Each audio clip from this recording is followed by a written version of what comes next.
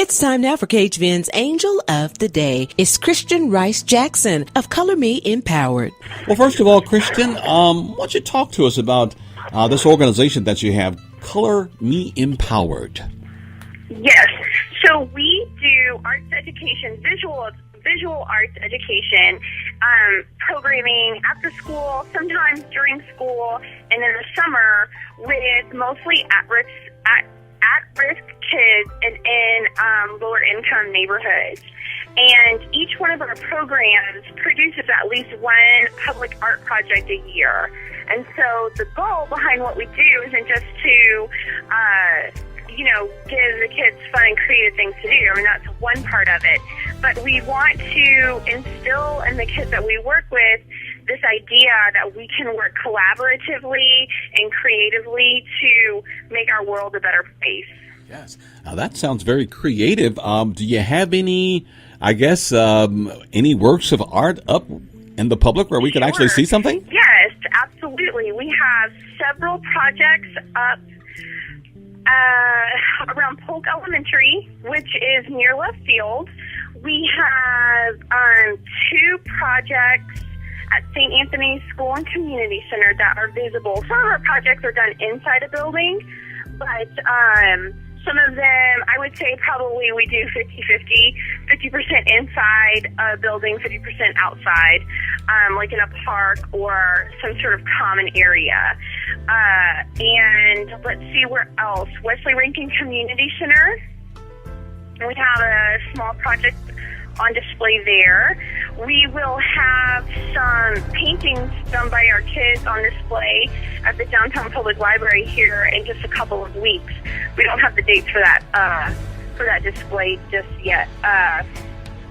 And we have a project up at, I can't think of the name of the apartments right now, but they're in the Fair Park area. Yes. And I think that is all the projects that you could just drive by and see for right now. Beautiful, beautiful. Well, Kristen, also, now you say you're working with youngsters who are at risk.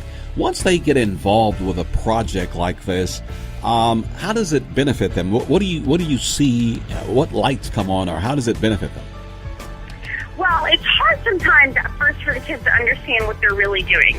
They're excited that they're getting to do something creative and hands-on. Like, that's always fun for them. And kids love art supplies, like paintbrushes and paint and anything where they can get sort of messy. That's a good time. But when we really start to see everything click is when the project is finally installed. And when that happens, it's sort of a magical moment. Like, they're so excited and they realize that what they've done is part of something much bigger. And even though they contributed a small part, it's their work that has made something look beautiful or made a little part of their community a little bit better. So it's really exciting for the kids. It's exciting for the community, for the parents. We make sure that everything that we produce is a solid piece of artwork. So it's not like, we think it's important for the kids to work with skilled artists and that our projects are durable and beautiful so that the community will want more projects in the area. Yes. And Kristen, last question for you. How can people find out more about your organization, and how can people help? Well, you can go to our website, colormeempowered.org. You can also join our Facebook or Twitter page. Our Twitter tag is CLR Me Empowered. It's not the whole Color Me Empowered. And our Facebook page is facebook.com Color Me Empowered. So those are good ways to just get quick updates about what it is that we're doing. But they can also email or call me anytime they have questions. You want to volunteer, you want to know what's going on. I'm easily accessible. And Kristen, lastly, another question I just thought about. What prompted you to want to do this? Well, I back in 2005, it's been nearly a decade, back in 2005, I started teaching elementary art in Dallas ISD at Polk Elementary. And I recognized that when I asked my students to do something, they were just able to do it. And any sort of preconceived limitations that I had put on them were sort of nonsense. Like if I put a challenge in front of them, they were really willing and ready to do it. So we did a project here at the elementary school where all 550 of my students did a self-portrait, and we installed it on this really ugly wall in our school that we could never make look good. And it made the school so much more beautiful.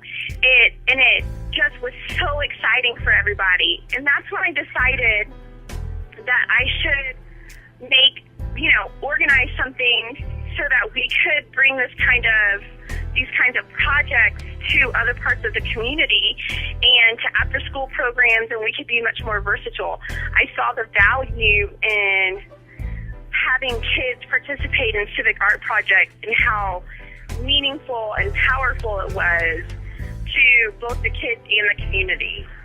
Beautiful, beautiful. Well, once again, Kristen, we thank you for your time, and we thank you for the valuable contribution you're making to our community. And thank you once again for your time. Thank you so much.